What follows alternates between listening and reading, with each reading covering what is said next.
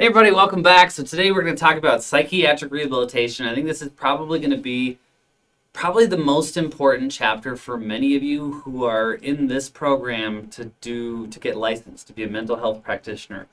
When we talk about the differences between rehabilitation counseling and mental health counseling and the different various professions, I'll try to talk about it a little bit, but I don't want to get too far into it because I can go down rabbit holes with this stuff.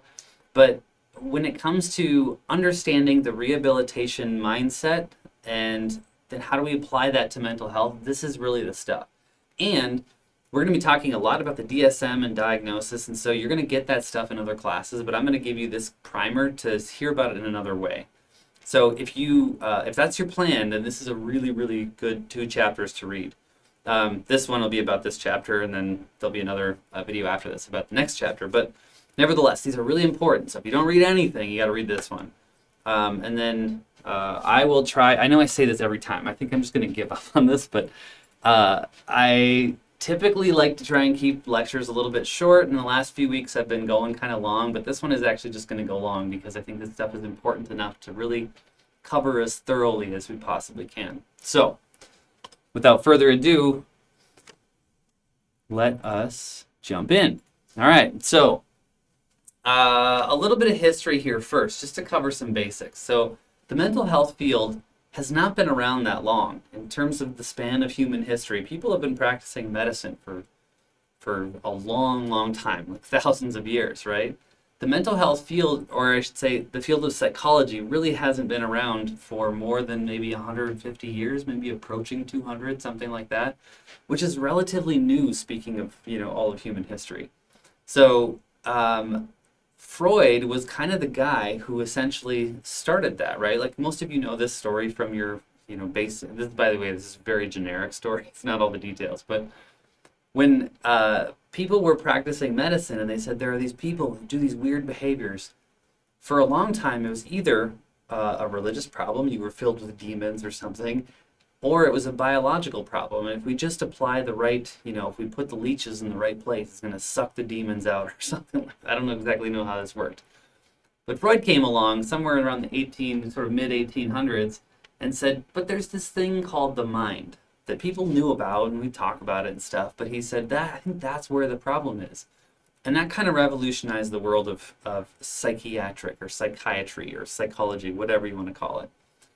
And so for a long time, it was then believed that if you're going to cure the mind, you have to do something to the psychology. And he kind of popularized how that worked. Then in the 1950s, in the Western world, there was this revolution kind of that advancements had been made in making medicines.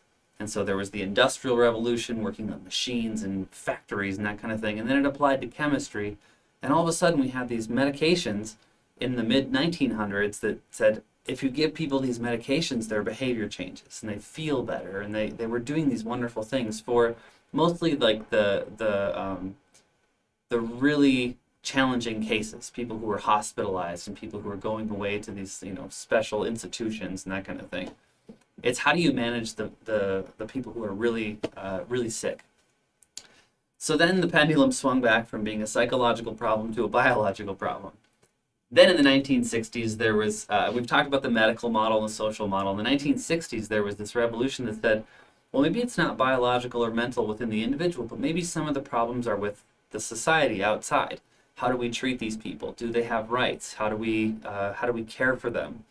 So all of a sudden, there was this social problem or this social model, meaning that the problem wasn't inside the person, it was outside the person. So we're getting all these different new perspectives on where's the real problem.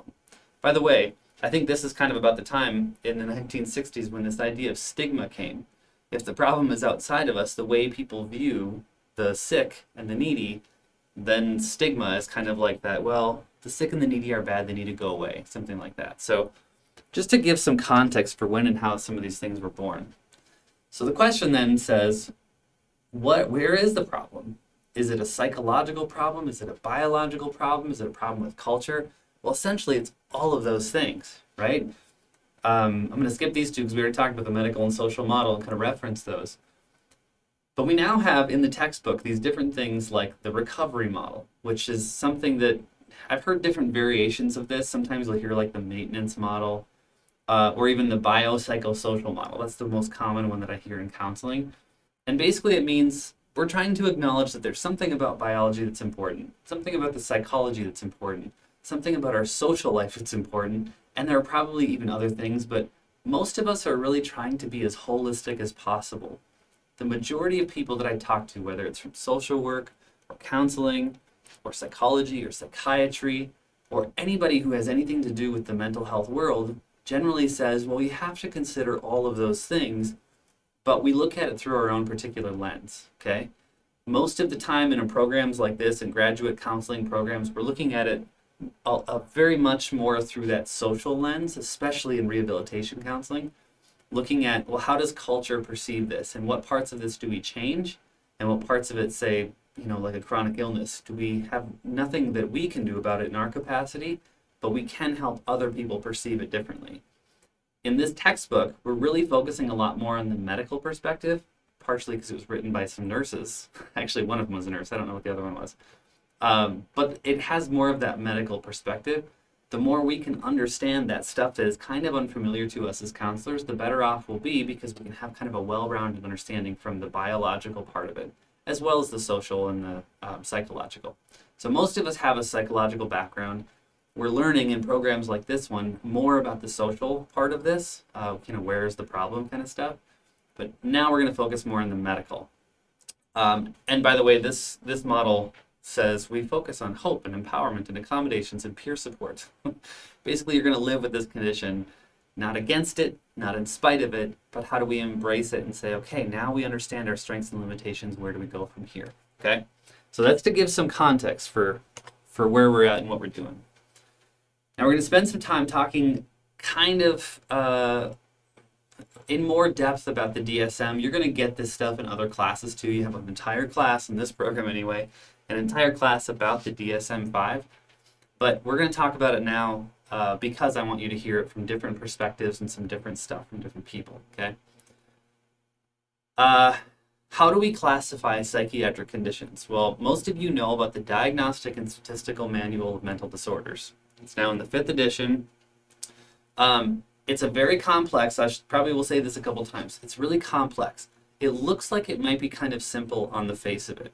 I don't know if any of you have done this, but when I was younger, before I was a counselor and I was kind of getting curious about mental health stuff, I'd go to the DSM. Mostly I wouldn't go to it, I didn't buy it, but I had to go to the internet and look it up, and you see the criteria for these mental disorders, the symptom lists.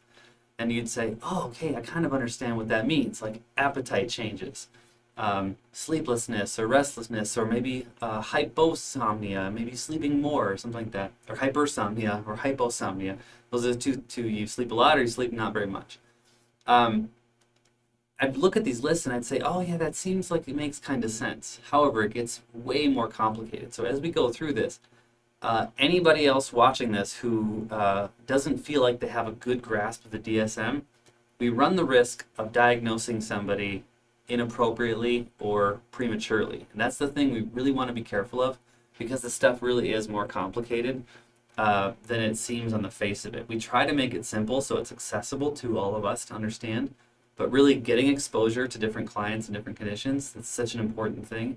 And knowing how to use the various tests is also another really important thing, because you just can't really get an impression of is it a clinical condition or is it's something sort of a little more minor than that. It can be treated in different ways. So it's really important to say that. Now, some of us maybe have heard of the International Classification of Disease, the ICD. It's now in its 10th version. And you'll hear about that, especially if you're working in, if you're doing billing or you have to use counseling codes. Not everybody will in the counseling world. But if you're doing that kind of stuff, then you'll hear about the ICD-10. The ICD has been around for a long time. I shouldn't say a long time. I don't know how long it's been around, to be honest. But it's been around for a while, but we haven't really acknowledged it prior to the 9th edition. So I don't know when the ICD-10 came out, but when I started in the counseling world, it was roughly around 2015, and the DSM-5 had just come out. And so how we blend the DSM-5 with the ICD is a relatively new thing. And by blend, I mean there's a way to talk about and classify mental disorders in the ICD that's different than our very American version of the DSM-5. And so as we go, as the DSM continues to sort of understand conditions in a different way and to classify them, we're trying to sort of make more sense with the global understanding of what mental health is, with cultural differences in mind.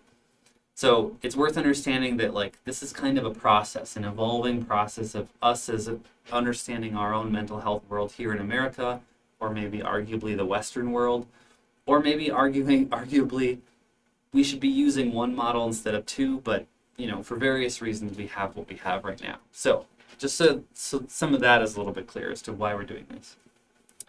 One thing you'll hear about too is the different axis system that was used in prior editions of the DSM. So 5 axes that you would put in your information into these various axes depending on what kind of things were going on. So environmental stuff, what's the specific symptoms you're seeing. I don't actually know that very thoroughly because I came at a time when I just didn't really need to know that. It's helpful if you're going to do really trying to thoroughly understand a client's mental health history or their medical history, but we just don't even use that anymore. So if you hear the axes, that's kind of old news, helpful to know, but not the way we're going to continue diagnosis in the future. Let's talk about just some of the random issues in diagnosis, okay? We're still coming to understand some conditions. Most of us know about the changes in autism spectrum disorder. Prior to that, there were 3 autism diagnoses, and now there's one diagnosis with various clinical impressions on the spectrum. Borderline personality disorder, in fact, a lot of the personality disorders, they're evolving. We're changing our understanding. Things are shifting. Bipolar 1 and 2, we're getting a better understanding. Specific learning disorders, neurological disorders, intellectual disability, all these things are changing in the way we're understanding them. If you remember back to last week when we talked about intellectual disabilities, the way in which we classify that used to be basically just an intelligence quotient that we would give to somebody. If it was below 70, you have a diagnosis. And now we include all these things like adaptive functions and that kind of thing too, because we're changing our understanding of how we view mental health from a social perspective, and we're changing our understanding of how a person functions and what they can do, and moving hopefully towards a more strengths-based model and that kind of thing. So just another thing about specific diagnoses, the classification systems, there's a lot going into how the DSM is developed and how it's changing. So as we go into this and we start seeing these various diagnoses and the symptoms that come along with it, we can look at it and say, does this make sense to us? Does this fit our understanding of how we do treatment? What's good for people? How we as a community understand what the diagnosis is and what treatments are and all that kind of stuff. So we're learning and we're growing. It's a slow process though. One of the changes to the DSM, and this is kind of a big one, and this relates to these last 4 bullet points. One of the changes that has come up is that there used to be this thing called not otherwise specified, or an NOS diagnosis. And basically what that was is if somebody had what looks like depression, but it doesn't meet full clinical criteria, like the depression doesn't last as long as it might need to in order to make a diagnosis, or it's not as severe as it would have to be, then you have this depression not otherwise specified. In other words, it looks like this thing, but it really doesn't meet clinical criteria. What was happening is that the symptoms, let's just say we have like this scale, right? And in order to be clinically depressed or to meet that diagnostic criteria, you have to meet this benchmark. Your symptoms have to be severe enough to meet clinical diagnosis. And what was happening is too many people were coming in for other kinds of things, like I'm depressed, but it doesn't meet, the counselor doesn't want to give that kind of label because of social stigma, or they actually don't have severe enough symptoms. In other words, insurance won't bill for that kind of treatment, even though treatment would be good for them in terms of life adjustment issues or something like that, and sometimes like normal grieving or sadness or things like that. Issues of loss, we all in the counseling world kind of know that those are treatable, and sometimes people need help with those kind of issues.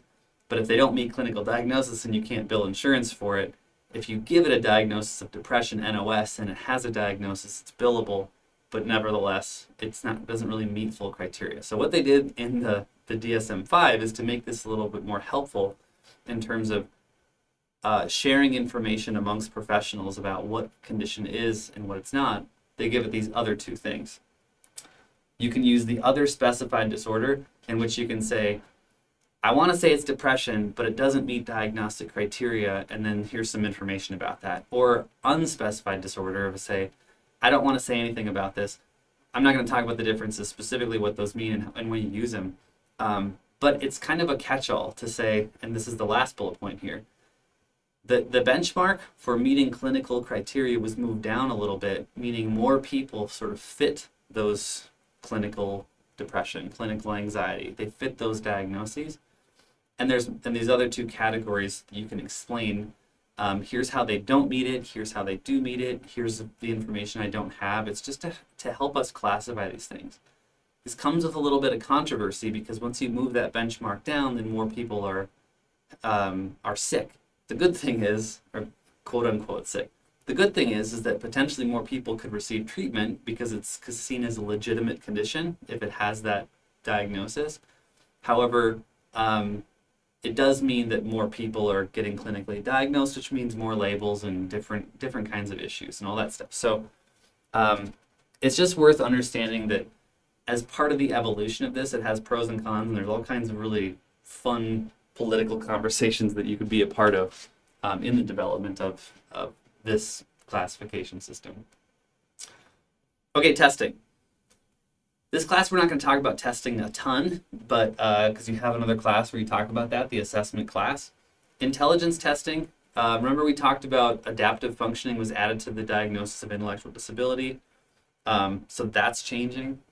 Those tests, intelligence tests and some personality tests can be very powerful, which means with great power comes great responsibility, right? And so there's a recognition that everybody will tell you, but it's a really hard thing to practice and for lots of different reasons.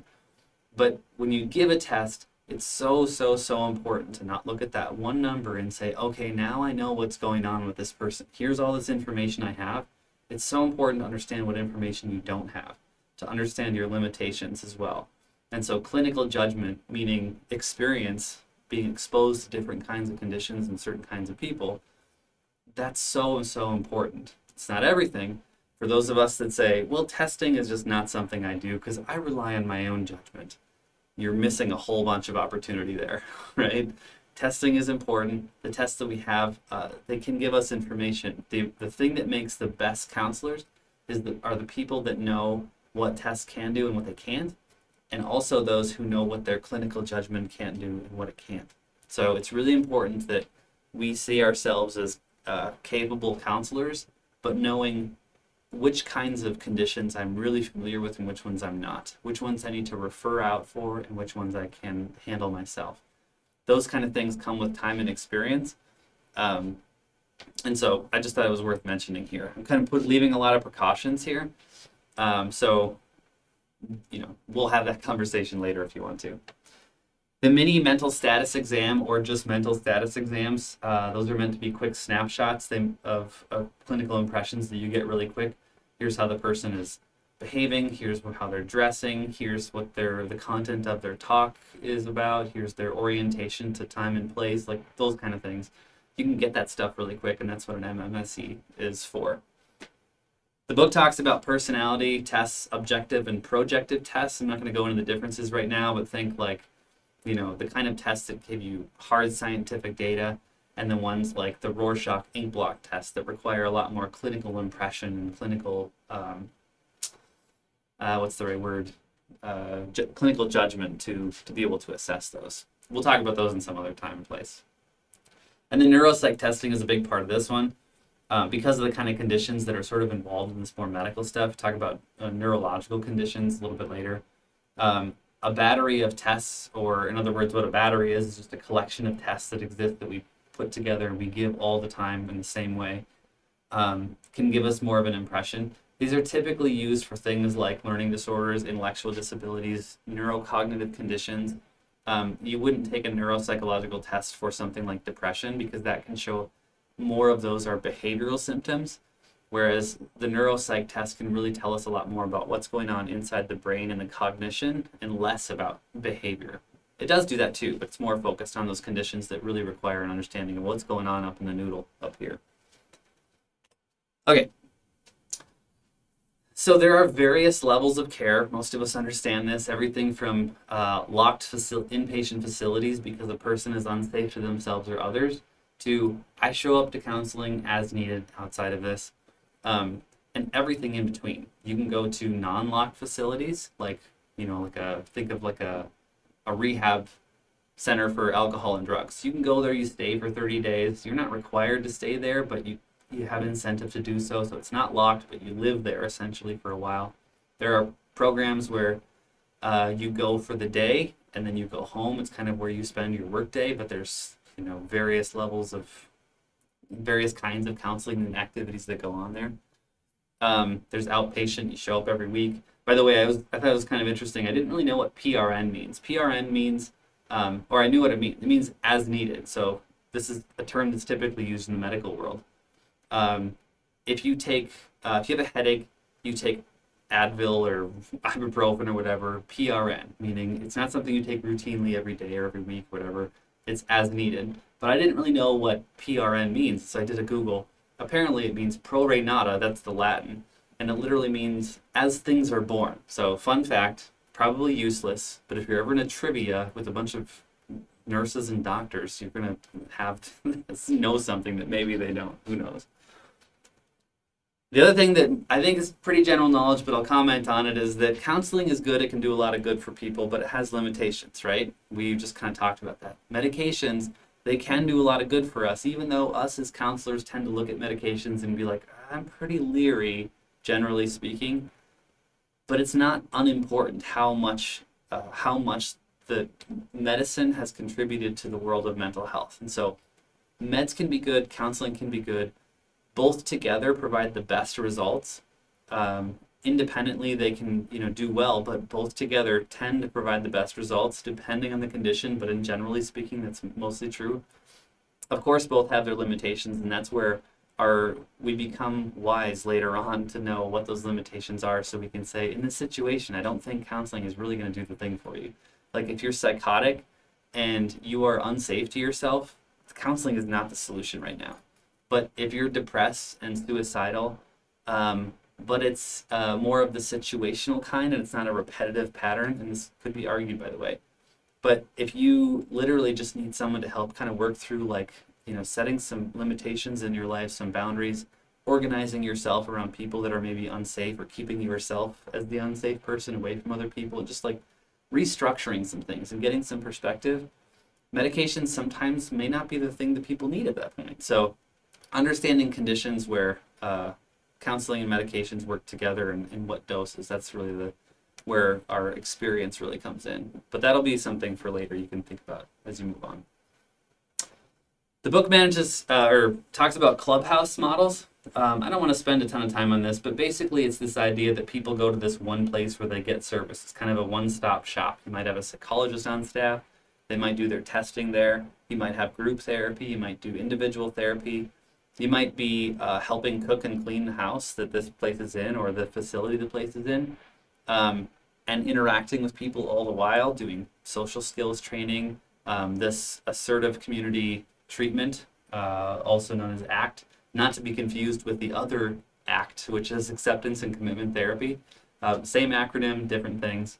There might also be substance use treatment at this one facility too. It's been around for a while. The book says, hey, we don't really know if this is actually good for people or it's actually helping. But in the rehab community, at least, it's pretty popular and people generally appreciate it and respect it. And there's seemingly good information on outcomes, or good research on outcomes. The book is a little more skeptical, but anyway. Okay, let's talk about meds.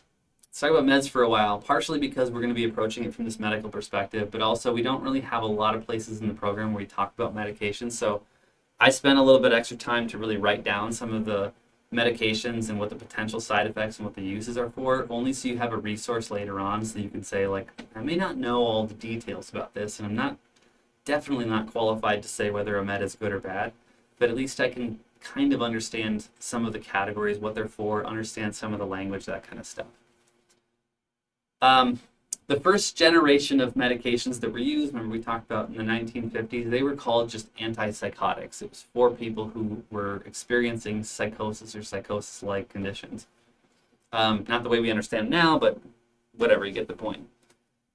The medications themselves, they're kind of crude and rudimentary, and they had all these side effects. If you hear the extrapyramidal side effects, the extrapyramidal stuff refers to a specific localized area of the brain that has a certain function. We talk a lot about muscle tone and spasticity and that kind of thing in other parts of the class.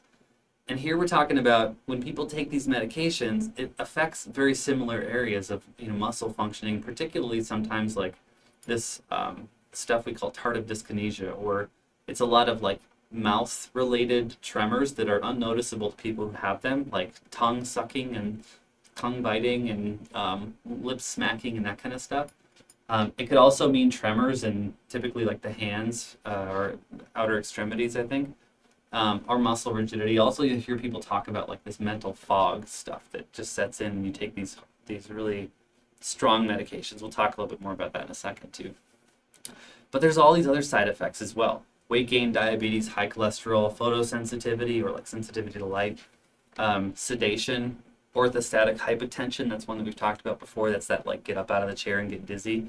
Only it's not from getting out of a chair. It's just sort of like comes on when you're going about your life. Dry mouth, reduced sexual functioning, all that kind of stuff. So as you can imagine, people discontinue these medications, and so med compliance is an issue. Meaning, if the side effects suck so much, it's no wonder somebody would hate being on these things. Do I like having hallucinations?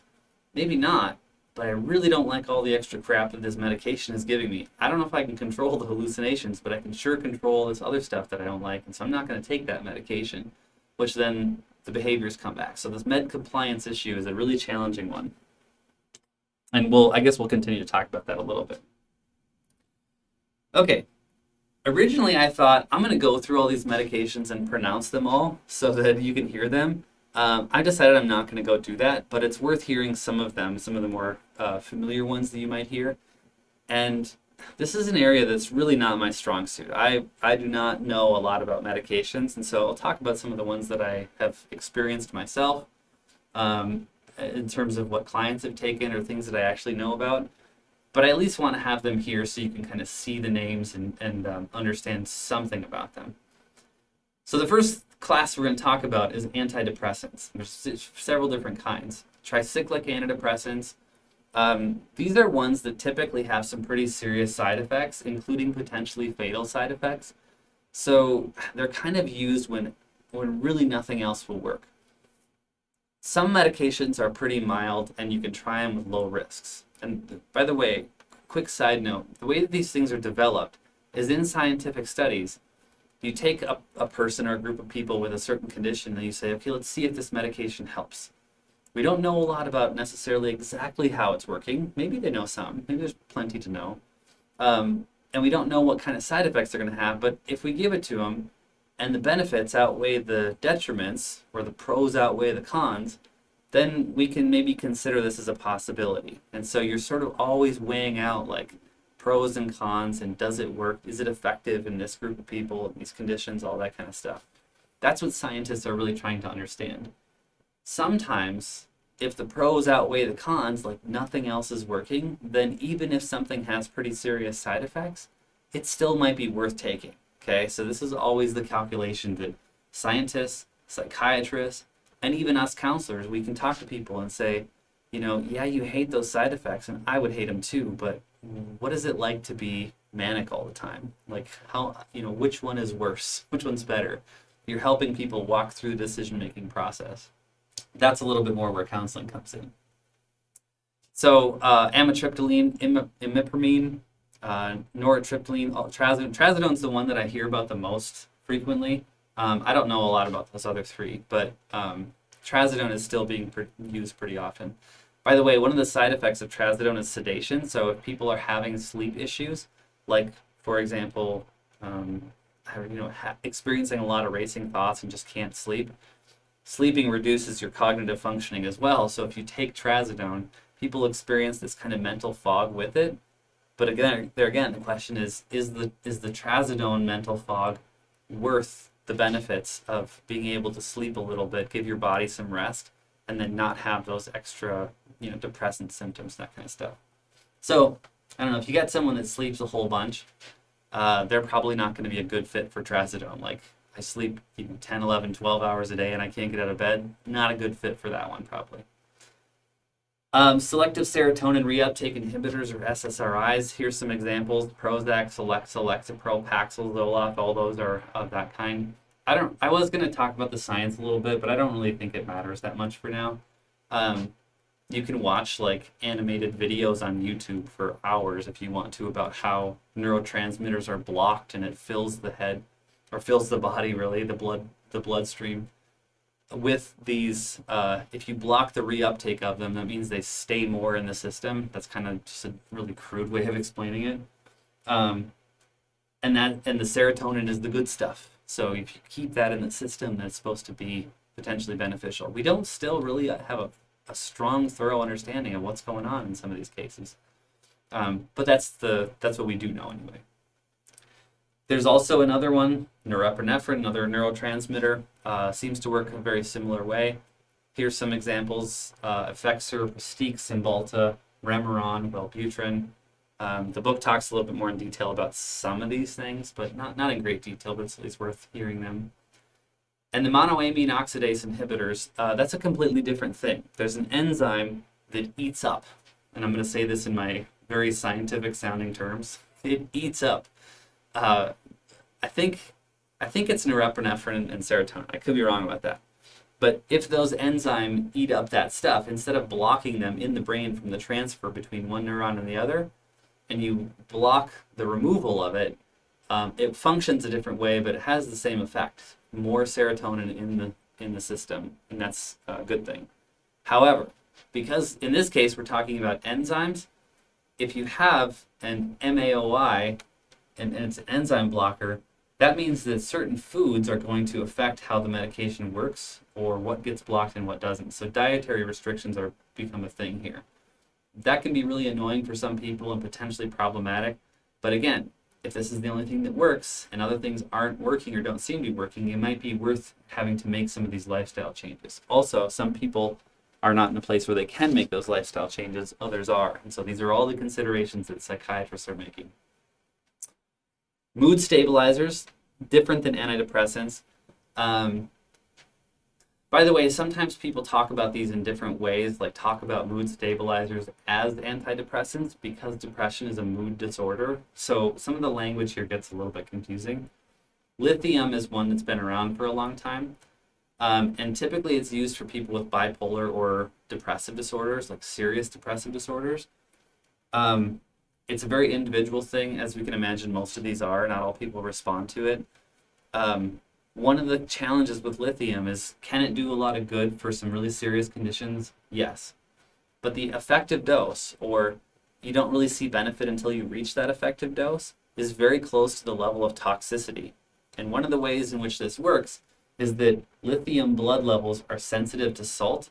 And so anytime there is something in the body, either behavior or something you put in, like for example, coffee, if you drink coffee, coffee is what's called a diuretic, and it opens up the floodgates inside your kidneys, and that means you pee more. So same as alcohol. When you drink alcohol, you pee more because your body is letting go of more liquid, which means if the liquid goes out of your body, the blood has less water in it, and that increases the potency of all the stuff that's in there. So if there's more lithium in the blood because all the water is being removed, then the level of lithium goes up and you get closer to that level of toxicity. So this is where it gets kind of confusing. If you eat a lot of salt, salt can have that effect too, where it kind of like sucks up water.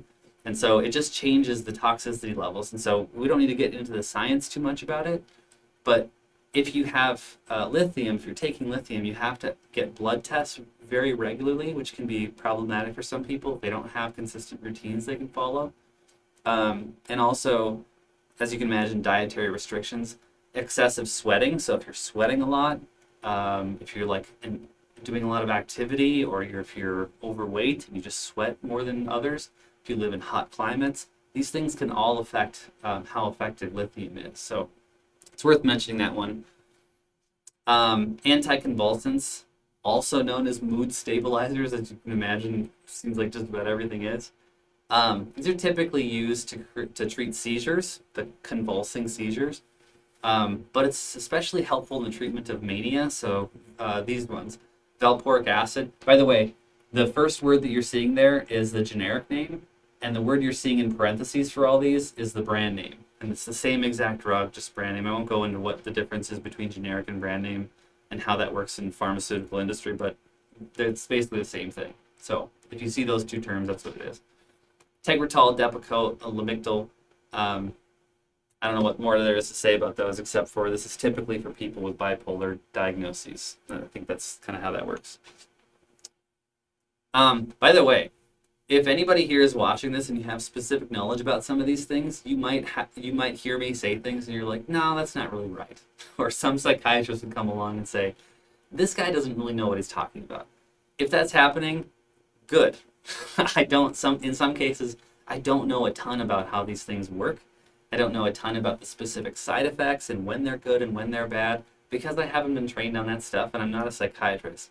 You as counselors might be in the same situation where you're like, I don't really feel like I understand a lot of these medications, and that's okay. You're going to be an expert in your specific thing, and other people are going to be an expert in their specific thing.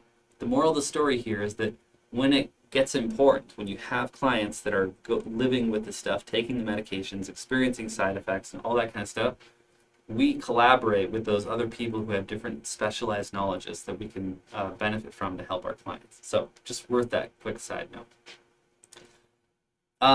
Anxiety. Anxiety is another one that's a really common condition, right? Like everybody knows about it, everybody hears about it. There are some of the meds we've already talked about in terms of mood stabilizers can be used for anxiety-like conditions because there's a lot of overlap, correlation between anxiety and depression. Those medications can be useful. There are these anti-anxiety medications, and typically what gets used or what's become most popular are benzodiazepines, like diazepam, clonazepam, lorazepam, alprazolam. I'm gonna get tongue-tied there a little bit.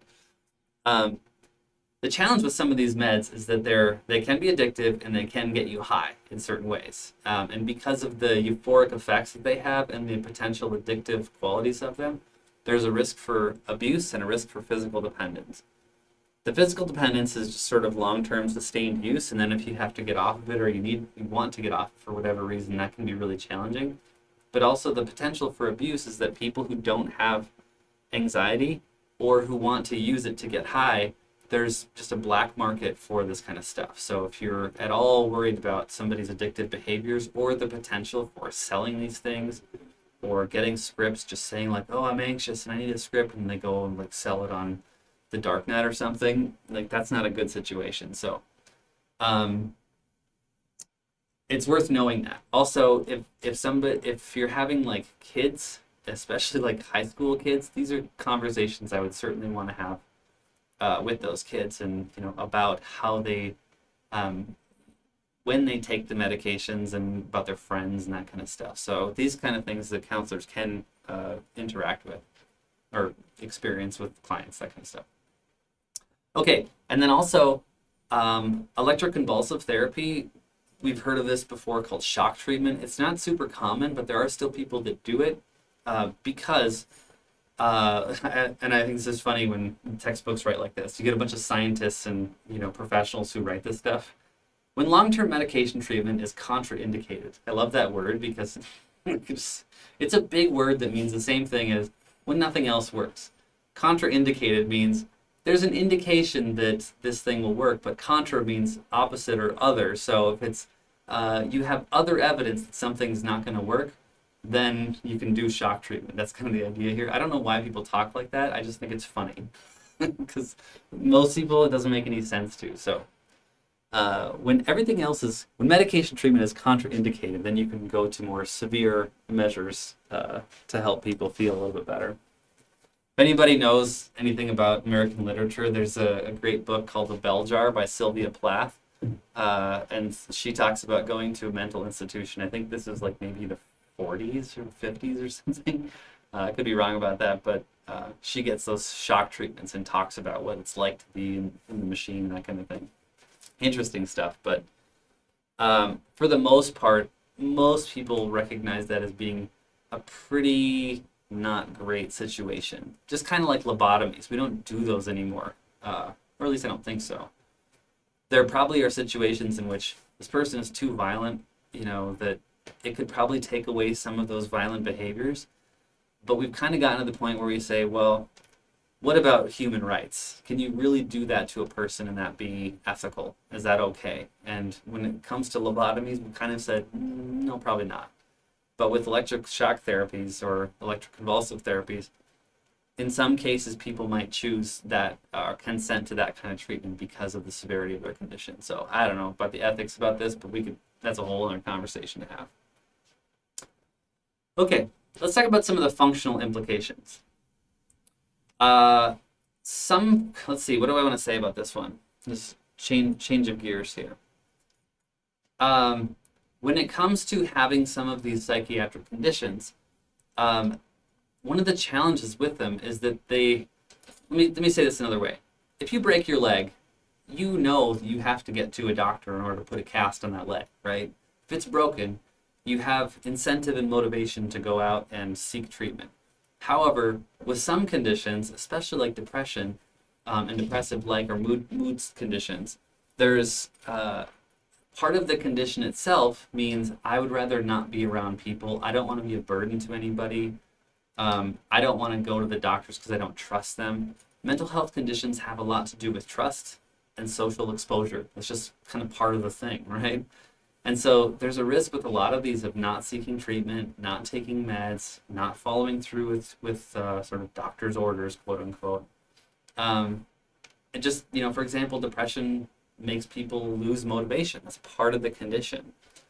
Stay in bed and not seek therapy. So that's one of the challenges with mental health disorders, is that part of the disorder is that people don't want to seek treatment. And so that's why, when we talk about stigma and it's okay, and, you recognize this condition as part of the illness, or this behavior as part of the illness, that's what we're trying to combat is the condition itself.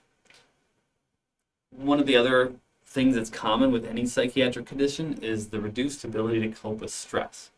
So as all of you graduate students who are sitting in classes like this, and the stress is mounting because you had your personal life, and then you have all this work that you're supposed to do, plus you got to make a living somehow, it adds a lot of stress. If your mental health is suffering because of that stress and you're not coping well, the mental health conditions mean that our ability to cope goes down, which increase things like substance use. By the way, I haven't talked about this in this class or any class really, but the amount of people who poorly cope while they're in graduate school, we don't know a lot about that. But I have a sneaking suspicion that some of you are coping fairly well, and it's hard. It's not easy to be in grad school, but probably coping fairly well, dealing with the stress okay in appropriate ways. Some of us are drinking too much. We're watching more Netflix than is probably good for us. We are eating to soothe our tired emotions and doing all these kind of things that are just not helpful for us. So our own ability to self-care and being aware of and addressing our own mental health can be really important, because part of being stressed and having to cope with stress is, I'm getting kind of mixed up here. Our mental health reduces the ability to cope with that kind of stress. So if our mental health is suffering and we're not taking care of that, then all this stuff in grad school is going to be much more difficult because we're not going to cope with it in appropriate ways. So hopefully that makes a little bit of sense. I think it doesn't. It doesn't sound like it's making sense coming out, but whatever. A lot of these things can put burdens on families, especially financial burdens with more severe conditions that require hospitalization, periodic therapy that's sort of longer lasting. If anybody's been to therapy, it costs money. And so some people can If you have insurance, great. What about when insurance stops paying for it? What about if you can't take that time off work? All those things have, just like any of the chronic health conditions we've been talking about, all those are realities here as well. So here's the question. I'm not going to stop and ask this right now, but this is a good conversation that we might have in class or we could have later. But the book talks a lot about, this is a real brief version of what the book says, but it talks a lot about, here's what non-functioning looks like. Here's how mental illness makes us suffer. Here's the medications that have these negative side effects, and here are the bad behaviors, the bad feelings, the bad thoughts that the medications are good for. But in counseling, oftentimes we're trying to say, well, what does the good life look like then? And how do we know where we're actually going? Instead of trying to just cut down the bad stuff, get rid of the bad stuff, get rid of the stigma, get rid of the mental health condition, get rid of the bad symptoms, bad thoughts, all that stuff, we say, hey, let's focus on the positive things. So in terms of what's good, do we even know what that looks like? So what are we striving for? What does fully functioning look like? And what elements do we need to have in place in order to be able to do that? Here's a few hints at what that might look like. We talk a lot about independence. If there are things that I could do, but I'm either dependent on somebody else because I keep asking them because it's just easier for somebody else to do it, or if I don't have the opportunity to do those things, like get into a store because there's no wheelchair access, those kind of things, that's not really great. So independence is a big value that we talk about in terms of, can a person do this? So when a person is depressed and unmotivated to get out of bed, helping them get up and get out of bed in a very kind and loving way by setting appropriate expectations that they can actually meet and not being frustrated when there's failures or setbacks or periods of remissions, that kind of stuff. So it's important for you to understand, but also a really hard thing that we just generally don't do a very good job at. Do some work to try and figure out what does functioning look like? What does well functioning look like? What does that mean for our mental health? In other words, here's another way to think about that. Not only the value of independence, but think about things like being able to set good, appropriate boundaries. Not just boundaries like, I'm not going to give out this information to those people or whatever, but I'm talking about like, how do I say no when I actually don't want to do something? How do I ask for help when I actually need it versus when I just, I get so used to asking for help? Finding those kind of boundaries and knowing what healthy boundaries are can really help you as a counselor say, if you want these bad things to not happen, then let's put the good practices in place, something like that. Also, another really common one that's really challenging and difficult to deal with is, how do you, when you step over your boundaries or hurt somebody else, which is just inevitable in human connections, even in counseling situations, but also outside of that, how do you say sorry in an authentic and genuine way that fosters connection with other people? So when it comes to having these chronic conditions, there's all kinds of examples of how the strain that it puts on families. So being able to help families with psychiatric conditions or physical ones, doesn't really matter, but helping families say, okay, I crossed a boundary, we're trying to figure out this new balance in our lives. How do we fix those or correct those errors when they happen? I'm sorry I told you that I could get your cereal for you in the morning because you're in this wheelchair and we're still trying to figure that out. I didn't mean to impose on you when you think you can do it yourself. Let me try this again. Those kind of things are really, really helpful in counseling so that we know what actual functioning looks like. Being able to apologize, being able to take responsibility for yourself, being able to talk about when you need help and when your limitations and strengths, all that stuff. That's what we really want to get to here, even though we're focusing on so much of the negative stuff. Lastly, vocational? Yeah, vocational implications. Of course, there's challenges to work performance when it comes to mental health and psychiatric conditions. Low self-confidence, poor perception of our own abilities, fear of failure, vulnerability, meaning being able to take advantage of, not the good kind of vulnerability that we sometimes talk about nowadays, but being potentially taken advantage of. Job performance, pressure, that stuff about coping with stress and that kind of thing, and capacity for self-direction, decision-making. These are all factors that affect work performance. You could all probably imagine how these show up in mental health conditions. So we're not going to spend a ton of time on these. One thing that's important to note, though, is that if somebody has a certain skill set, like for example, I have a certain skill set, just for example, I know how to use woodworking tools, some of them, right? If I have a mental condition, it doesn't necessarily mean that I've lost my skill set. It's more about my capacity to use them.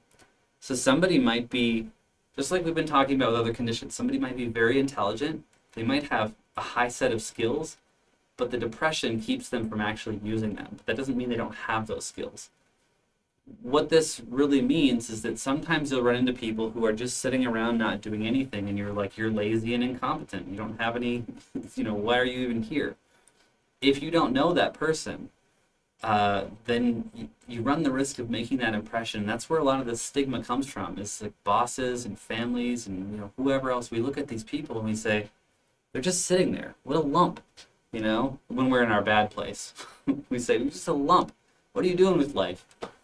As it turns out, those people with those mental conditions have a history, and they have intelligence, and they have skill sets, and they have a whole bunch of value, but we run the risk of making those rash judgments. So that's also worth another conversation later.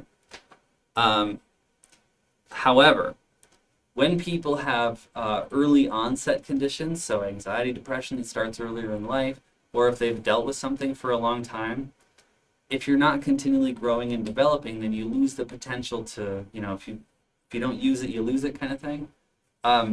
I might have an aptitude to be able to do something in the future, or I had potential to learn a certain skill set, but I might not be able to. And I use this term here, failure to thrive. That's more of like it's used more often with babies in terms of like, they come out of the womb and they just can't make it, and babies end up dying because for whatever reason, because we don't really know. So we call it failure to thrive. I'm using it in the context here of like, in life, if things are going well and I'm coping with life well, I can practice my skills, I can develop new ones, I can learn, I can grow. With a lot of psychiatric conditions, it sort of stunts my ability to keep thriving, to keep, embracing life to the fullest. And so if somebody has one of those long-term chronic conditions, when it comes to practicing their vocational skill sets, they might not develop those. And so that doesn't mean they don't have aptitude here. The reason I'm laboring on this is because being able to see what a person used to be able to do, but now they can't anymore, or what they have potential to be able to do if they can manage their symptoms well enough to learn some skills or practice some things. That's not the same as someone just being lazy and incapable. So worth talking about. One of the things that rehabilitation counselors specifically can do if you're working in this vocational capacity is you can help employers understand that piling on more stress does not necessarily mean more performance, and we're typically pretty bad about this for the most part in our work lives, because we say, I hire you to do a job, I want you to do it, damn it, and I'm not going to listen to any excuses. Excuses are like assholes. We all have them, and they all stink. If you ever heard that before, I thought it was funny when I heard that the first time. We as counselors can say, you know what? If you quit ragging on this guy, he might actually do a better job, right? And it's just like having like critical parents. If you start being more loving to your child, as it turns out, they maybe get their shoes on a little faster in the morning. Kind of something that happens in my household with my son. When I'm a little more patient with him, he'll go to put his shoes on independently. But I'm like, come on, we gotta go. Let's get going. We're on a schedule. That's when he's like, no, I'm gonna go play, and things doesn't go well, right? So, we as parents sometimes need to learn that lesson. It's kind of a hard lesson for some of us, and employers can be the same way. So when it comes to rehabilitation counseling and helping people function and thrive at their work, this is one of those areas where counseling the environment around the person can be really helpful. Other classes we talk about supported employment or things like job coaching or periodic check-ins. For people with serious and persistent mental illness, or I don't think this term is really used a lot around here, but it's one of those like SPMI, serious and persistent mental illness. We're talking about major depressive disorder that's chronic and long-lasting, schizophrenia, bipolar, personality disorder sometimes. These kind of things are mental disorders that won't really go away, and so we say, well, this person still wants to work. How can we maybe give them a little added support on the job so they can continue to be functional and thrive in their work. This is just an interesting fun fact. This is the last thing I'll say here before we close it down. Fewer than 15% of people with psychiatric conditions are employed. I don't know exactly what that statistic refers to, but fewer than 15% of these people are employed. When we think about unemployment rates, the unemployment rate in America usually kind of hovers around somewhere between like 4 and 6%. That's unemployment rate. That means 4 to 6% of the population don't have jobs, or are not even seeking jobs. The unemployment rate for people with mental illnesses is somewhere higher, upwards of like 85%. So it's a very wide range. And I think we're talking about, I'd have to look at this up, but we're talking about people who are have those like serious and persistent mental illness, not just people with depression and anxiety, that kind of stuff. Because this is something we could talk about in some other place. There are the high functioning depressives and the low functioning depressives. Same with people with anxiety. Some people are very high functioning but live with severe anxiety. Some people are not so much, right? So it's just worth mentioning that this stuff really affects the way we work, and I think we're getting closer to a place where we really acknowledge that now. And by now, I mean within the last 20, 30 years, something like that.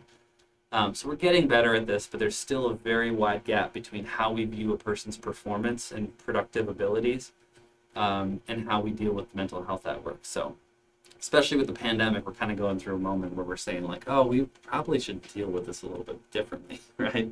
So you as counselors, if you want to work in the working environment or more of that rehabilitation career capacity, this is a place where I suspect in the future there's room for growth, but we're just not at a place where we really understand how you as a counselor can engage with people in the workplace, unless you want to do some consulting with leadership or something like that.